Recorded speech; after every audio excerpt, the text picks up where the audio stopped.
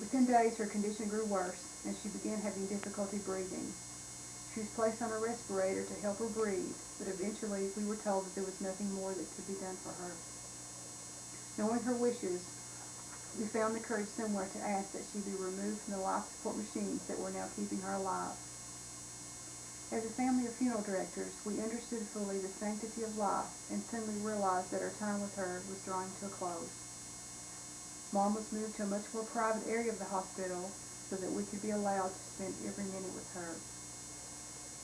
Just as high in the clouds as I had once been when my mother's health was returning, I suddenly found myself falling from that same sky in a spiraling death roll that I was unable to stop. As we began our wait for her death to come, I made up my mind that I could not sit by and do nothing. I simply would not allow my mother to die, not after everything that we had gone through, and I had to find someone to help me. Someone had to do something. I ran from her room and found myself in familiar territory at the front desk of the transplant department, crying hysterically for someone to help me. Our transplant nurse coordinator was called to the front, and I was led away from the area into a private exam room. I screamed at the nurse to make them do something. I yelled at her, "They won't do anything. Please, please make them help her." She must have realized that there was no words that she could offer me at that time that would have made any difference, because all she did was put her arms around me and hold me right there.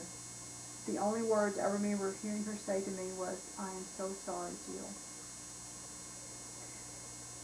As much as I didn't want to believe it, I realized that there really was nothing else that anyone could do. That much was obvious. What was truly the hardest for me to accept was that there was nothing else that I could do to save my mother. It was at that moment that a thought filled my mind and my heart that would remain for some time. I realized that my efforts to save my mother's life by giving her a kidney had been in vain, and no one could convince me otherwise. Resigning myself to this fact, I suddenly realized that I was wasting precious time. Regardless of how I felt right now, I had to be with her until the end. No matter what happened, I would not leave her side. As the ravages of death began its descent upon my mother's body, I saw a change in her physical appearance that astounded me. Her face began to contort in pain as she suffered with every sweet breath of life that she tried to hang on to.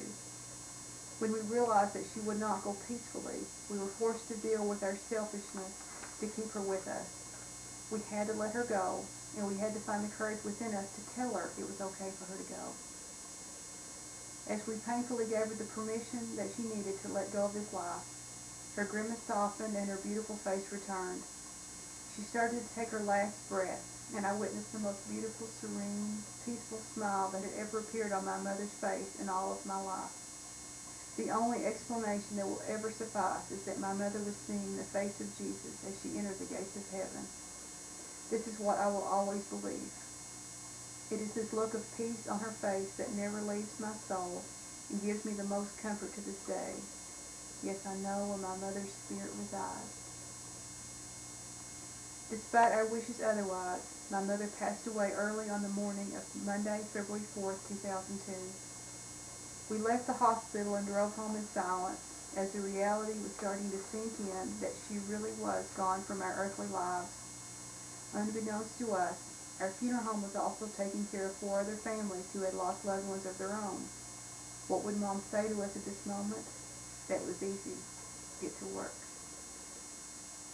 As we set about doing what we knew to do, our loss seemed easier to bear by helping others deal with their losses.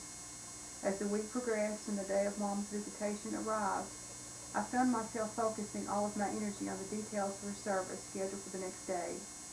Despite our grief, we really wanted to celebrate her life.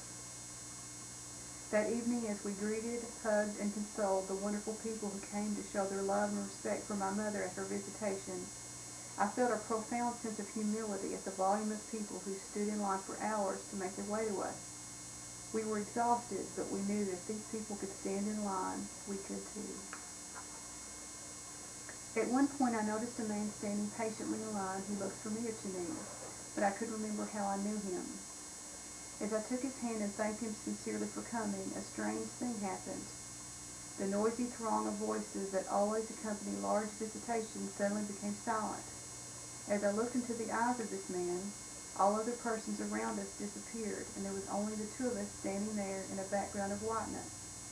I was reeling in obvious disbelief at this vision when I heard a voice very distinctly whisper these words: "Jill, this is the man that I've chosen for you." I cannot fathom the puzzled look of bewilderment that must have appeared on my face right at this moment. I thought to myself, had he heard it too? Wait, did I hear it? What just happened? Almost as quickly as it happened, it ended. The varying sounds of a multitude of voices returned, as did the sight of several kneeling people around me. I relinquished the hand of this man, but I couldn't let go of his gaze as he stepped away from me. I tried to rationalize away what had just transpired, and deny that it had even occurred seemed to be the most logical way to do that. No, it didn't happen. That is just not possible. You imagined it. You're just tired. I told myself these things, but deep down I really couldn't believe that it had all been my imagination. I was so positive what I had just seen and heard, but yet it all seemed so unreal. When people tell me now that they don't remember anything for days after the funeral of someone they love, I know that they mean it. I spent several days and even weeks in a true fog in every sense of the word. I went about the business of trying to work, but I know I didn't accomplish one single thing. I only knew that I had to get out of bed and out of the house, and going to work was the only thing that seemed to make sense. I told myself that this is what Mom expected of me. This is what she would do. I hadn't checked my email for quite some time after Mom's death, until one day I decided to take a look.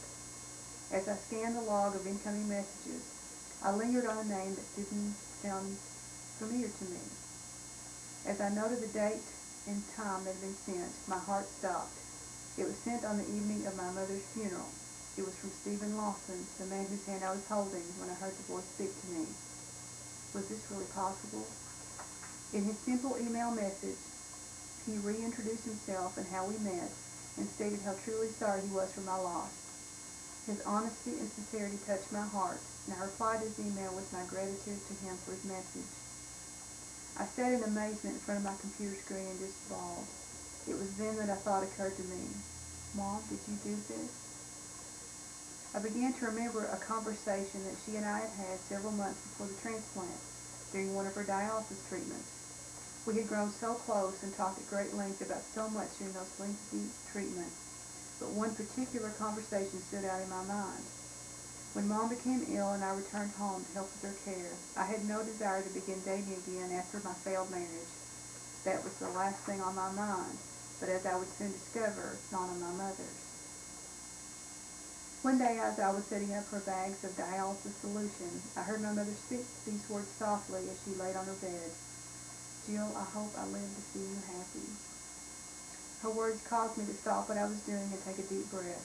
I knew that she was worried that her time was running short, but she chose instead to worry about me and my happiness. I didn't want to discuss this right now and quickly changed the subject. While thinking back on that conversation, I suddenly realized that my mother must have never forgotten about my happiness. I could envision her bending God's ear to pull some strings for me. This picture brought a smile to my face and some much-needed warmth to my heart. But it was short-lived as reality began to set in around me.